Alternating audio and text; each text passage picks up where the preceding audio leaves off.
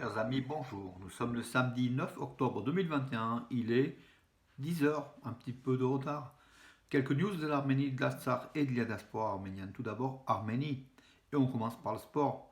La bonne nouvelle, toujours des bonnes nouvelles en sport. Vous savez qu'on est un peuple très très fort en sport, surtout en lutte gréco-romaine. Alors, Malchas Amoyan, dans les 72 kilos, pardon, est champion du monde. Voilà, l'Arménie sur la plus haute marche des mondiaux qui se passait donc en lutte gréco-romaine, qui se passait donc à Oslo, capitale de la Norvège. Malchas Amoyan est devenu champion du monde. En finale, il a battu un Russe sur le score de 3 à 1. Il a fait vraiment un parcours exemplaire, extraordinaire. Il se rattrape Malchas Amoyan puisqu'il n'avait pas été qualifié pour les JO de Tokyo pour de peu, donc pas de chance. Vous savez, des fois, il suffit d'un mauvais combat. Voilà, donc maintenant, donc, il est champion du monde. C'est son premier titre mondial. Et l'Arménie, c'est aussi le premier titre de champion du monde pour l'Arménie, sous les couleurs de l'Arménie. Malchas Amoyan, qui est le neveu de l'ex-champion du monde, Roman Amoyan. Et il faut le rappeler aussi, ce sont des Arméniens, citoyens arméniens d'origine yézidi. Voilà, apparentés aux Kurdes, mais ce ne sont pas des Kurdes. Hein. Les yézidis, on commence à les connaître de plus en plus depuis Daesh, tout simplement, et le génocide qu'ils ont fait l'objet, en fait. Hein, voilà. Bravo à Malchas Amoyan, et vive l'Arménie, qui est championne du monde, de lutte gréco-romaine. Voilà, et pourvu que Malchas Amoyan, dans 3 ans à Paris, fasse la même chose, on aura un titre olympique. Euh, donc, par contre, oui, deux Arméniens qui étaient parvenus en demi-finale, ils ont raté leur combat, en fait, tout simplement. Gevorg Kradibian, il a échoué aux portes de la finale, hein, et puis il a aussi échoué donc, pour la médaille de bronze. Hein.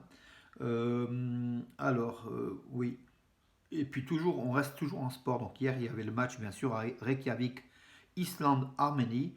Le score 1-1, un match nul, donc 1-1. Les Arméniens ont dominé. Ils avaient ouvert le score à la 35e minute je vais vous le dire, à 35 minutes par le joueur de Kairat Almaty, notre Gamo Vanessian, bien sûr.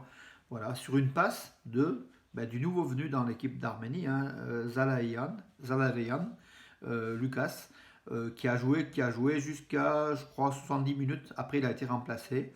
Mais il a fait vraiment un très très bon match. Donc passe décisive de Lucas Zalarian. But de Gamo Vanessian. L'Arménie qui a dominé, qui aurait pu marquer 2-3 buts, notamment par Sarkis Adamian, par Hendrik Mkhitaryan, par Barserian, Dikran Barserian. Mais ces 3 joueurs ont été quand même malheureux dans leur dernier geste où il y a eu un pied islandais à la dernière minute. Les Arméniens ont dominé et le score aurait pu être de 4-1 en faveur de l'Arménie. Donc il est resté 1-1. C'est rageant, c'est malheureux. L'Arménie, ces derniers temps, perd des points, je veux dire, pas bêtes, puisque c'est du sport. Mais c'est dommage parce que la Macédoine du Nord a gagné contre le Liechtenstein, alors que l'Arménie avait été tenue en échec par le Liechtenstein. La Macédoine du Nord a gagné 4-0. Elle totalise. Elle est deuxième au classement derrière l'Allemagne. L'Allemagne qui a battu la Roumanie, fort heureusement, puisqu'en fait, on aurait eu aussi la Roumanie qui aurait dépassé l'Arménie. Aujourd'hui, donc dans le classement Allemagne, Macédoine du Nord à égalité de points à 12 points, donc l'Allemagne est hors de portée presque à 18 points. Hein. L'Arménie et la Macédoine du Nord ont 12 points, mais la Macédoine du Nord est devant l'Arménie par le goal average, voilà. Et derrière l'Arménie, on trouve bien sûr la Roumanie, après l'Islande et le Liechtenstein. Donc lundi, le 11 octobre, à Bucarest, l'Arménie affrontera la Roumanie. C'est le match à 6 points en fait. Hein. C'est le match il faut que l'Arménie gagne. Il faut que l'Arménie gagne, il n'y a pas d'autre choix. Sinon on pourrait presque dire adieu aux qualifications de la Coupe du Monde. Parce que l'enjeu, c'était les qualifications de la Coupe du Monde 2022 qui se passeront au Qatar. Et l'Arménie cherche la place de deuxième en fait, au classement pour après jouer les barrages des meilleurs deuxièmes. Dommage pour l'Arménie, dommage pour l'équipe de Caparros qui est très très bonne hein, en fait, hein, on l'a vu. Hein. L'Arménie a facilement dominé techniquement, tactiquement l'Islande qui n'a rien fait, hein, qui était timorée. Donc c'était l'occasion de gagner, malheureusement on n'a pas eu de chance. Il faut dire aussi que nos attaquants n'ont pas été performants dans leur dernier geste, hein. Il faut quand même aussi prendre la faute sur soi. Un vol d'Armenia Airlines, en fait, oui, Armenia, la compagnie Armenia, qui a été annulé hier entre Yerevan et Moscou, aller-retour, pour raison technique. Donc le pilote s'est rendu compte que tout ne fonctionnait pas bien donc, sur l'appareil et il a demandé aux passagers, donc il n'a pas pris tout simplement les passagers au départ d'Erevan qui ont été bien sûr pas contents du tout, d'autant plus qu'il y en avait autant à Moscou qui attendaient pour le vol retour. Mais bon, ce sont des problèmes techniques qui arrivent, hein, à expliquer la direction d'Armenia Airlines. Voilà.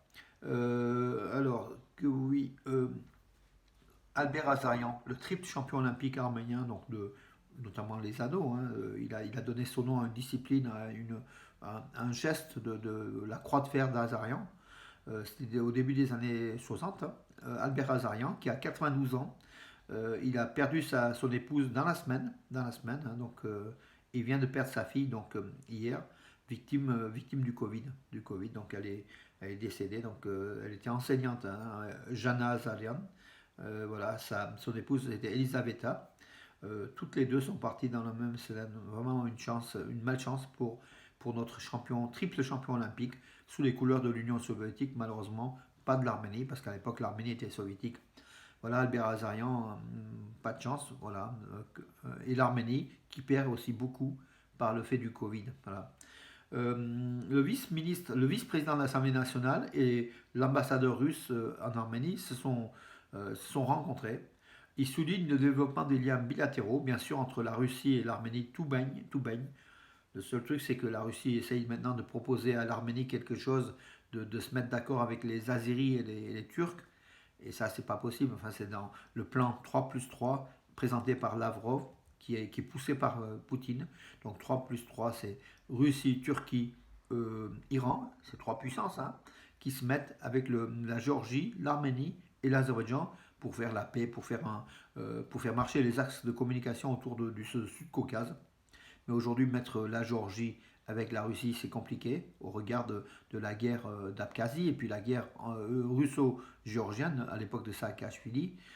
Mettre dans le même panier Arménie, Turquie et Azerbaïdjan alors que plane l'ombre du génocide et le deuxième génocide en Artsakh et puis les 5 à 6 000 soldats morts et puis une politique agressive de récupération, en fait justement pas de récupération, de vol territorial de la part de l'Azerbaïdjan. C'est juste pas possible, hein, tout simplement. Et la Russie essaye de pousser l'Arménie à être bien sans comprendre le moral de cette histoire. C'est une géopolitique hein, que les Russes veulent mener avec l'Arménie. Alors, oui, et le lien militaire Russie-Arménie donc laisse à désirer, puisqu'en fait, la Russie maintenant met des conditions, demande à l'Arménie d'être bien avec ses voisins, mais sans parler de défense militaire de l'Arménie, hein, donc voilà, qui laisse traîner un petit peu Poutine. C'est une politique de pourrissement pour que l'Arménie baisse les bras et que l'Arménie tombe dans son escarcelle et que la Russie, donc Moscou, fasse développer son plan de paix sur la région du Sud-Caucase. Voilà mes amis, écoutez, j'ai terminé pour aujourd'hui. Je regarde, oui, il y a deux, trois autres informations, mais bon, l'essentiel a été dit. Je vous donne rendez-vous à demain mes amis. Bonne journée, bon samedi et à demain.